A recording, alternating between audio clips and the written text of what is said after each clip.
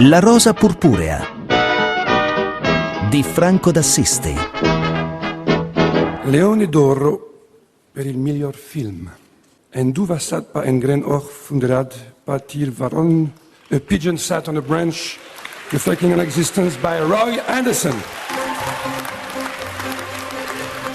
Ed è così allora che è stato annunciato a Venezia ieri sera il Leone d'oro della 71esima mostra del cinema. Un saluto da Franco d'Assisti, questa è La Rosa Purpurea, la nostra ora di cinema settimanale qui su Radio 24, edizione speciale questa volta della domenica, non solo una replica, perché appunto ieri sera si è concluso con questo verdetto abbastanza a sorpresa il Festival di Venezia numero 71. Allora il piccione seduto sulla panchina che riflette sull'esistenza, titolo tra il Wertmüller e il Kaurismäki, diciamo più o meno, è il Leone d'oro 2014. Lo firma Roy Anderson, regista svedese di 71 anni, un vero e proprio regista da festival, premio della giuria nel 2000 a Cannes, candidato all'Orso d'Oro nel 70 a Berlino. Insomma, è il classico regista che con la sua arte ha portato in giro un cinema comunque sempre di grande sperimentazione visiva e di grande innovazione di linguaggio nei consessi del festival, e questo è stato un po'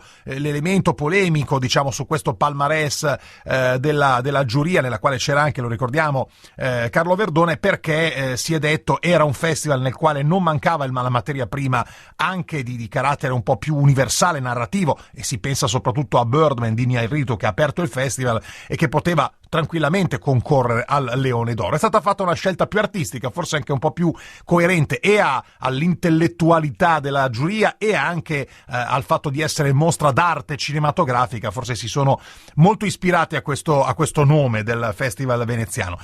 Volevo togliermi una soddisfazione nella mia carriera professionale, fare recensire le Winx a Boris Sollazzo. Adesso vediamo se riusciamo a farlo. Boris, te la senti?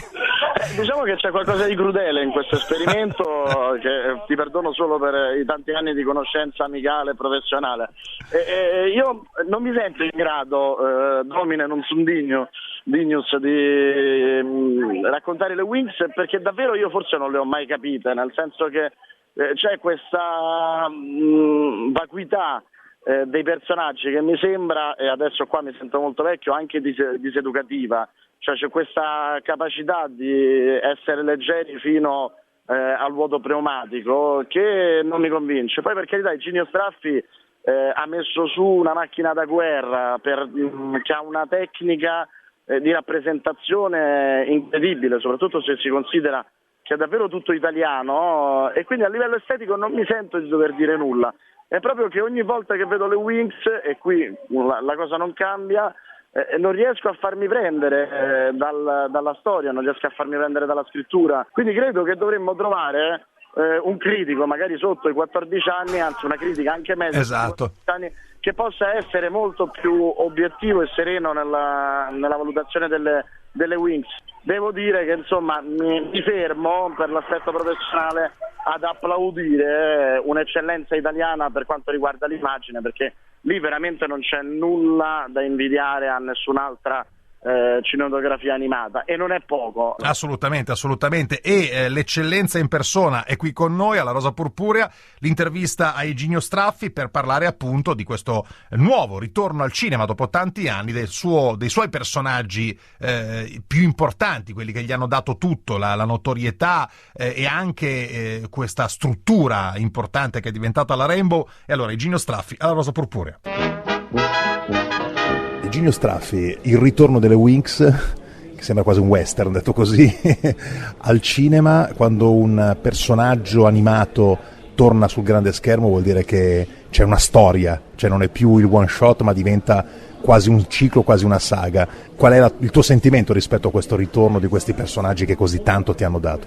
Sicuramente Winx, dopo 10 anni abbondanti di presenza in televisione e di presenza cinematografica ormai dal 2007, sono effettivamente oramai un fenomeno di costume, una saga, come diceva lei, che è passata attraverso diverse generazioni di bambine, continuando a riscuotere successo. Questo chiaramente è, diciamo, il carburante che ci dà tutta l'energia per continuare a creare nuove storie e dare appunto sempre nuova vita a questi personaggi che oramai hanno toccato l'immaginario collettivo di mezzo mondo.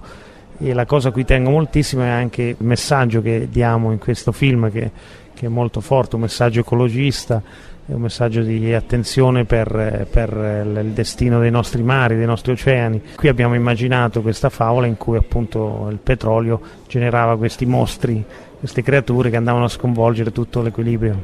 Molti cartoni animati hanno avuto una fase di picco e poi dopo sono popolari ma rimangono lì. Qual è secondo te il motivo per cui per oltre 10 anni questi personaggi sono rimasti attuali? Sicuramente perché si basano su dei presupposti che non sono soggetti alle mode, cioè prima di tutto l'amicizia, i valori positivi e anche questa loro personalità così forte, così diversa da tanti altri prodotti che si vedono in televisione o al cinema, e quindi ecco che ogni bambina riesce a sognare con loro, immaginare di vivere una delle avventure delle Winx. Come avete lavorato a livello di animazione? Abbiamo utilizzato la tecnica del CGI, cioè della computer grafica, come per tutti gli altri film, perché questa è un po' la caratteristica che differenzia un po' la produzione televisiva da quella cinematografica, e chiaramente abbiamo sperimentato moltissimo e sviluppato dei software per rendere ancora di più le atmosfere appunto del mare, subacquee, piuttosto che la sabbia o altri ambienti che magari creano delle difficoltà se vengono affrontati con i software tradizionali senza sviluppo di programmi aggiuntivi. Quindi tecnicamente c'è stata una ricerca proprio su questo, sulle particelle dell'acqua, con i movimenti che devono essere subacquei e non quindi con le dinamiche dell'aria. E poi devo dire che è soprattutto un film molto divertente rispetto agli altri.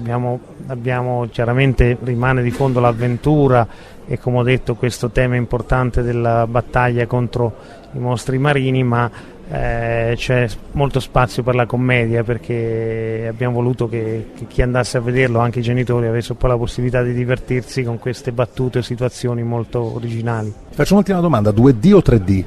No, questo film l'abbiamo fatto in 2D, ma per la semplice proprio constatazione pratica che quello che spendevamo per fare tutti questi effetti mega galattici in 3D non veniva ripagato poi dalla sala, perché molte famiglie, non solo per il biglietto che costa meno, ma anche forse perché non trovavano tutto questo beneficio a portare gli occhialini eccetera, alla fine diciamo che il box office era più 2D che 3D. E con le Winx, con Igino Straffi, si chiude anche l'ampia parentesi del nostro programma dedicata ai nuovi film in sala. Grazie Boris, a risentirci la prossima settimana. Alla prossima settimana e buon cinema. La rosa purpurea. Ed eccoci in fondo alla nostra corsa, l'ultima parte del programma come sempre dedicata al cinema da vedere in casa, a partire dall'home video, a partire dalle novità in home video. Settimana scorsa avevamo giocato con un film d'animazione che è diventato sicuramente un brand importante a livello mondiale. Andiamo a sentire la clip. Oh, quante notti ho pensato al male che ho subito, ma poi ho reagito e finalmente ne sono uscito. E allora si trattava di Rio 2 Missione Amazzonia, il film diretto da Carlos Saldana, è uscito proprio nel corso di questa stagione cinematografica 2014, con adesso la sua uscita in Blu-ray, in home video da parte di 20th Century Fox Home Entertainment. Allora, hanno indovinato per primi durante lo scorso fine settimana Maurizio Politi di Perugia e Franzito Strata, che non ci ha scritto il suo indirizzo, noi lo chiediamo sempre, scrivetecelo perché così facciamo più alla svelta. Comunque saranno loro a ricevere la copia in Blu-ray di questo film di Rio 2, del quale parliamo per tutti gli aspetti tecnici della produzione on video con Giulio San Giorgio di Film TV. Ciao Giulio. Ciao Franco, saluto i radioascoltatori. Sì, Rio 2 Missione Amazzonia, si tratta di pappagalli in Amazzonia da Rio de Janeiro per spiegare ai figli qual è il vivere selvaggio. In questo film d'animazione per bimbi con taglio slapstick e gusto spettacolare da musical sotto la targa Blue Sky per la Fox. Un Blu-ray di ottima resa con più di un'ora di contenuti extra, tra cui karaoke, scene tagliate, audizioni di personaggi e un extra davvero peculiare, 15 livelli esclusivi del gioco Angry Birds Rio. Ebbene Giulio, questo per quel che concerne appunto il film Rio 2 Missione Amazzonia, il nostro gioco della scorsa settimana. A proposito di questo film, l'uscita è stata anche l'occasione per intervistare un italiano, come dicevo prima, che si sta facendo grande onore nel mondo. È un giovane, un ragazzo che sta veramente scalando le tappe per quanto riguarda l'animazione. Parliamo di Gianluca Fratellini, provenienza barese. Ha cominciato a lavorare e a smanettare, come si suol dire, sui computer dell'animazione nel tempo libero, cercando computer anche di fortuna proprio in quella terra di Puglia. Da lì ha spiccato il volo, facendo veramente il giro del mondo e approdando adesso ai più grandi studios, adesso con la Blue Sky, che è appunto la produzione di Rio 2, nel quale ha avuto un ruolo importante. Ma facciamocelo spiegare proprio da Gianluca Fratellini il suo ruolo in Rio 2 qui alla Rosa Purpurea. In effetti Rio 2 ho lavorato dall'inizio del film fino alla fine e subito dopo Epic. Lavorare con Carlo Saldana è davvero fantastico, è una persona davvero in gamba e molto, molto simpatica anche professionalmente. E diciamo che sì, ho lavorato su quasi tutti i personaggi del film in realtà, perché qui non abbiamo, come in altre aziende, magari i limiti su quali personaggi devi animare, quindi può capitarti di tutto, quindi questa è anche la bellezza di questa azienda, nel senso che ti danno più libertà di esprimerti attraverso vari personaggi. E quindi diciamo che Rio 2 sì, è stata una bellissima esperienza, soprattutto dopo aver già visto il primo al cinema e poi lavorarci sopra sul sequel è stato davvero fantastico. Lavorare con talenti da tutto il mondo è stato davvero una cosa di molto di vantaggio per me. Quindi diciamo che sì, con Carlo Saldana è stato davvero un incontro incredibile. Ci eravamo già conosciuti nel 2001 nel Festival d'Annecy e stavolta invece ci abbiamo lavorato insieme, quindi è stato davvero un connubio incredibile. Senti, e come cosa è cambiato tecnicamente dal primo Rio, che tu hai visto solo come spettatore, a Rio 2? Intendo dire, quanto velocemente queste tecnologie vanno avanti e voi dovete ovviamente adeguarvi a questo tipo di ritmo. Certo, sì, alcuni personaggi sono stati ricostruiti, alcuni sono stati riutilizzati, però sempre sono cambiate, diciamo, le tecniche di illuminazione, di rendering. Bisogna ricordare pure che su Epic c'è stato un grosso lavoro per quanto riguarda la resa della foresta, tutto quanto, quindi quello è stato davvero un passaggio enorme, un investimento da parte dell'azienda per cercare di realizzare al meglio le ambientazioni dell'Amazzonia, di tutta la foresta, e quindi anche le piume dei pappagalli. Poi a livello tecnico ovviamente anche i rig, che sono gli scheletri che noi animiamo nei personaggi, sono stati comunque implementati, cambiati e fatti in modo che potessimo fare di tutto possibile. E quindi a livello tecnico era pauroso, nel senso che per me era la prima volta che lavoravo su questi pappagalli e non credevo fossero così tanti i controlli che avevano, quindi all'inizio era davvero da mettersi le mani nei capelli. Poi pian piano ho cominciato a capire le varie tecniche che usano qui per rendere il lavoro più rapido e tecnicamente all'avanguardia. Quindi non solo a livello di storia Rio 2 secondo me è stato meglio, ma anche a livello di tecnico e di qualità. Quindi per me la difficoltà è stata quella non solo di imparare a dare la stessa personalità che avevano dato nel precedente film, ma anche aumentare questa qualità che volevano. Quindi diciamo che è stata una grossa sfida, diciamo, per tutti noi. Senti Gianluca, adesso su cosa stai lavorando? Adesso stiamo lavorando sul nuovo film della Blue Sky, sempre, che è Peanuts, con Snoopy e Charlie Brown, quindi stiamo già in produzione adesso. Quindi un personaggio totalmente bidimensionale di una generazione assolutamente 2D che diventa anche lui 3D. Sì, esatto, diventa 3D, ma sempre conservando minuziosamente, lo dico sottolineato, lo stile di Schulz, che in effetti ha uno stile particolare, quindi bisogna rispettarlo e bisogna cercare in tutti i modi di renderlo così com'è nel fumetto. Quando nasce il tuo sogno di diventare animatore, quando cominci a cimentarti con l'animazione e soprattutto come avviene a un certo punto il grande salto negli Stati Uniti? Raccontarlo in poche parole è difficile, diciamo che è stato abbastanza complicato, nel senso che sono nato in un paesello, quindi era abbastanza difficile, non avendo una linea internet all'epoca, non avendo possibilità di collegarsi nemmeno a YouTube, non esisteva neanche YouTube all'epoca, parliamo di 14-15 anni fa.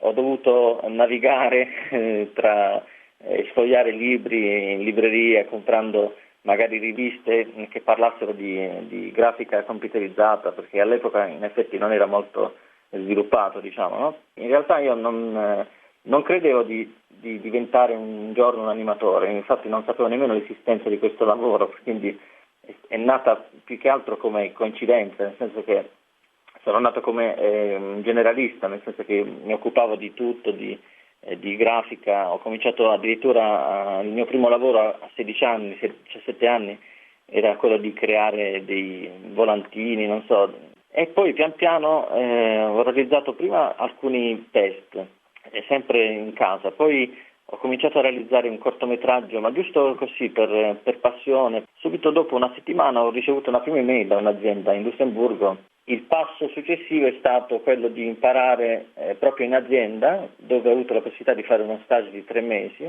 Per 3 anni, mentre lavoravo di notte, realizzavo un altro cortometraggio che è Life in Smoke, Una vita in fumo.